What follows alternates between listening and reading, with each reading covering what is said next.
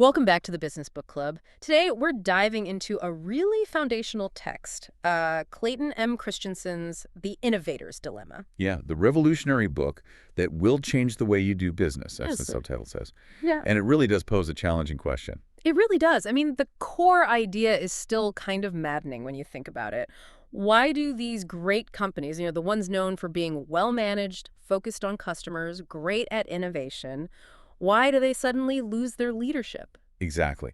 It's not about mismanagement in the traditional sense. Christensen digs into why these successful, often dominant firms stumble, especially when certain kinds of technological shifts happen. They do everything right according to the standard playbook. And still fail. They listen to their best customers, they invest heavily where those customers tell them to, and then bam, some little upstart comes along with something that initially looks worse and eats their lunch. That's the puzzle. So today, our mission is really to unpack this. We need to look at the two critical types of innovation he identified and understand these sort of counterintuitive principles that explain why success can breed failure. Okay, let's start with that distinction. Two types of innovation. The first one seems, well, obvious. Sustaining innovation. Right. Sustaining innovations are pretty much what they sound like. They're improvements to existing products along the lines that your current mainstream customers already value. Making things faster, bigger, more powerful, more efficient. And these can be small steps or huge leaps, right? Absolutely. It could be just an incremental improvement, or it could be something quite radical, technically. Think about heavy equipment. Moving excavators from steam power to gasoline engines, then to diesel, those were sustaining innovations. Big changes, but they improved the core performance metrics customers cared about. Digging power, efficiency. Or in the disk drive examples from the book, making the drives hold more data, access it faster. Exactly.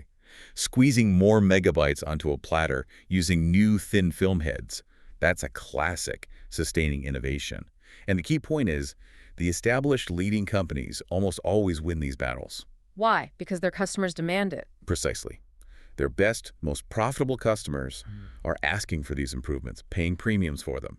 So the whole organization, R&D, sales, marketing, is geared up to deliver just that. It's what good management does. Okay, so that's the safe path. The danger comes from the other type, disruptive technology. Yes.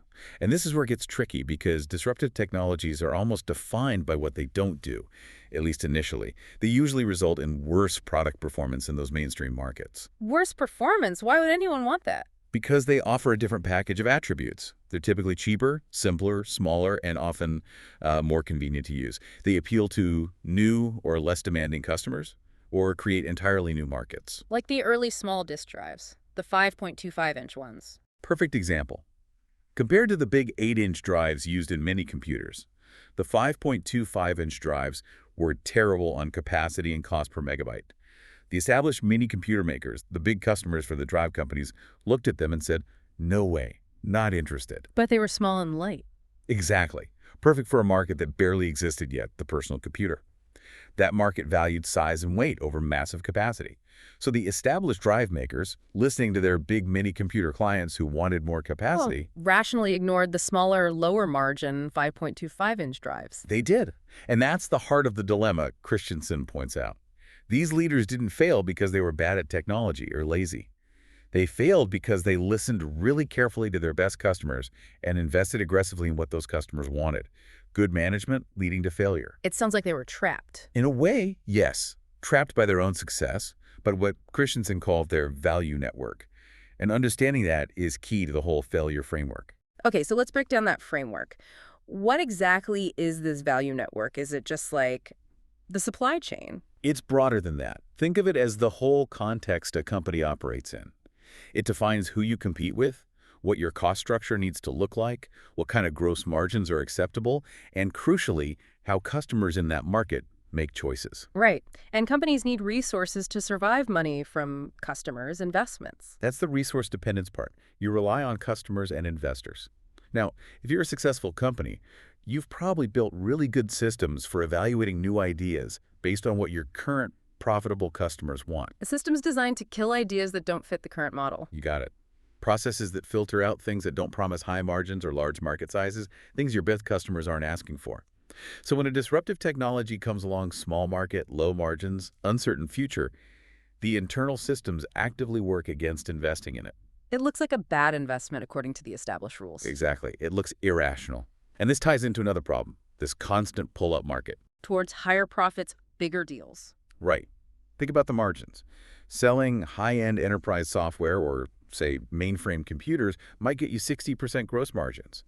But the initial market for a simpler, disruptive product, maybe entry-level desktop software or components for PCs, might only offer 25%, maybe 30%. So if you're a manager deciding where to allocate resources, you're always going to favor the project, promising the higher margins and bigger potential volume, right? Almost invariably. You're incentivized to chase the higher-end customers, develop more sophisticated products.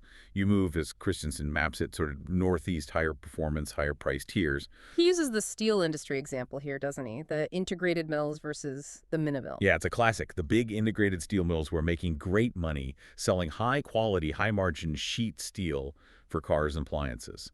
The mini mill started out making low-quality, low-margin rebar, basically, thick concrete reinforcing rods. Stuff the big mills didn't really want to bother with. They were almost happy to let it go. Seeding the rebar market felt like smart management focused on the profitable, high-end stuff. But what they didn't see was that by abandoning that low end, They gave the mini mills a foothold, a space to perfect their different, cheaper technology. exactly. And eventually, the mini mills improved their process enough to start moving upmarket, challenging the integrated mills on their own turf.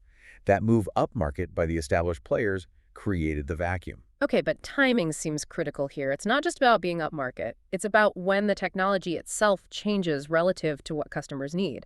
This idea of performance oversupply. Yes, performance over supply. This is absolutely crucial. Technology often progresses faster than customers' needs actually evolve. Mm. Think about it. Does your laptop really need to be twice as fast next year for what you do? Maybe not. Or the example of insulin purity. Eli Lilly pushed for 100% pure humulin. Right. A huge technical achievement. But for most diabetics, the existing, slightly less pure insulin was already perfectly adequate. The performance level had overshot what the bulk of the market actually required or could appreciate. So when that happens, when the performance is good enough across the board, what happens then? The basis of competition shifts. If everyone's product does the basic job well enough, customers stop paying a premium just for more features or slightly better specs they don't really need. They start looking at other things. Exactly. And Christensen observed a pattern. The competitive focus tends to shift from functionality, first to reliability, then to convenience, and ultimately often down to price. Like the accounting software example, the established players kept adding complex features. Right, fighting a functionality war, way overshooting what a typical small business needed. Then Intuit comes along with QuickBooks. Fewer features, maybe, but way easier to use. They shifted the competition to convenience. Bingo. And won big. Same with insulin. Lilly was focused on ultimate purity, functionality overshoot, while Novo Nordisk introduced a convenient insulin pen, easier to carry, easier to use. They shifted the game to convenience, even if the insulin itself wasn't necessarily better by Lilly's technical measure. The market had moved on. Okay, so that connection between overshooting performance and the shift to convenience or price is key. We see the trap now, but how do you get out of it? If you're running a business or maybe starting one, what are the actionable lessons here? Christensen offers several clear principles. The first one is about managing expectations. Specifically, match the organization's size to the market size. You mean don't expect a tiny new market to immediately satisfy a giant corporation's need for growth? Precisely. He talks about Apple and the Newton PDA back in the 90s, selling, 140,000 units. For the huge Apple of that time, it was seen as a massive failure, a flop. But for the tiny startup Apple of the 1970s, 140,000 units would have been an unbelievable success. It would have funded the company. The problem is, large companies need large chunks of new revenue to move the needle on their overall growth. A small, emerging disruptive market simply can't provide that initially. so the project gets killed or underfunded because it doesn't meet the huge company's financial hurdles. Right. So the solution is, if you're serious about a disruptive opportunity, you often need to house it in a separate organization, maybe a spin-out or an autonomous division, a place where small wins, small orders, and eventual small-scale profitability are seen as exciting successes, not embarrassing failures. Let it grow at its own pace. Okay, that makes sense. Create the right environment. What's the second lesson? It's about capabilities, right? The RPV framework. Yes, understanding where capabilities actually reside. RPV stands for resources, processes, and values. Resources are the obvious things: people, money, equipment, brands. Yeah, and those are usually pretty flexible. You can hire different people, buy new tech. The real difficulty lies in the other two, processes and values. Processes being how work actually gets done, the routines, the systems. Exactly. Things like how you do market research, how products get developed, how budgets are allocated. These patterns and routines become deeply embedded. And values are the criteria the company uses to make decisions like what gross margins are acceptable, how big an opportunity needs to be to get attention. And the critical point is that these processes and values are not flexible. Generally, no. They're optimized for the current business model, the current value network. And here's the kicker. The very processes and values that make your organization capable in its current market often define its disabilities when facing a disruptive change. So the things that make you good at X make you bad at Y. Pretty much.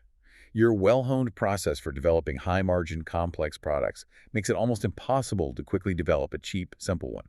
Your values that prioritize $100 million opportunities mean a potential $5 million market gets ignored. Wow. That has big implications for things like acquisitions too, doesn't it? If you buy a disruptive startup. Huge implications. Christensen's rule is critical here.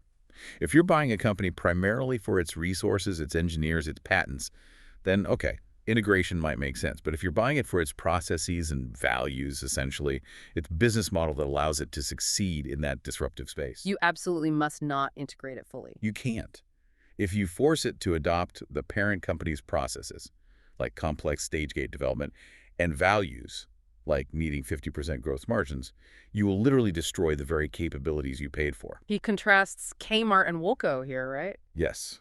Krej spun Kmart out as a separate entity, allowing it to develop its own low-margin, high-turnover discount store processes and values. It succeeded wildly.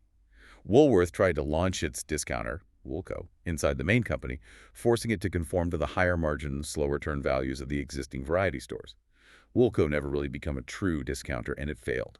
Keep them separate if the business model is the prize. Okay, protect the new model. That's lesson 2. What's the third key takeaway? It's about how you approach the market itself. Lesson 3 is plan for discovery, not just execution. Meaning, you can't possibly know exactly how a disruptive product will be used or who will buy it at the start. That's the core idea. The ultimate market, the killer application for a disruptive technology, is often unknowable in advance. So your initial strategy can't be a rigid execution plan based on forecasts, because those forecasts are almost certainly wrong. It needs to be a learning plan. Exactly, a plan for discovery. You need what Christensen calls agnostic marketing, basically, admitting you don't know who the right customers are or what the right product features are yet. You have to be prepared to try things, fail quickly, learn from it, and iterate. The Honda story is great for this. They didn't initially intend to sell those little Super Cub bikes in the U.S., did they? Not at all. They came to the U.S. planning to sell their big motorcycles, trying to compete head-on with Harley and BMW as a sustaining strategy. That failed. But the Honda employees were riding their little 50cc Super Cubs around Los Angeles for errands. And people started asking about them. Yeah, particularly for off-road recreational use, something Honda hadn't even considered. They stumbled into a massive, completely new market for cheap, reliable, fun little bikes. They had to pivot their entire strategy based on that discovery. So don't assume you know the market. Be ready to learn and adapt rapidly. Find the customers who value the disruptive product as it is, even if it's simple or seems underpowered. That's it. Focus on finding the market first. Don't just try to force the new tech into old markets where it doesn't fit. Okay, this has been incredibly insightful. We've seen why good companies fail, the mechanics behind it, and now some concrete principles for avoiding that fate. Let's try to pull these key lessons together as a final summary for everyone listening. Sure. I think the core message is that failure often stems from rational decisions made within the confines of an existing successful business. The gravitational pull of your current value network, your best customers, your highest margins is incredibly strong. And your existing capabilities, your processes, and values become disabilities when the game changes. Right. So, lesson 1. Don't let today's profits blind you. Be aware of disruption happening at the low end. Lesson 2. If you pursue disruption, create a separate space for it, an organization matched to the small initial market size, protected from the parent's processes and values, especially of acquiring. And lesson 3. Don't assume you know the answers. Plan to learn. Use discovery-driven planning and agnostic marketing to find the market that values the disruptive technology's unique, often simpler, attributes. And remember, those attributes that look like weaknesses today, maybe it's lower performance, less feature, smaller size, those might be precisely what a huge new market is looking for tomorrow.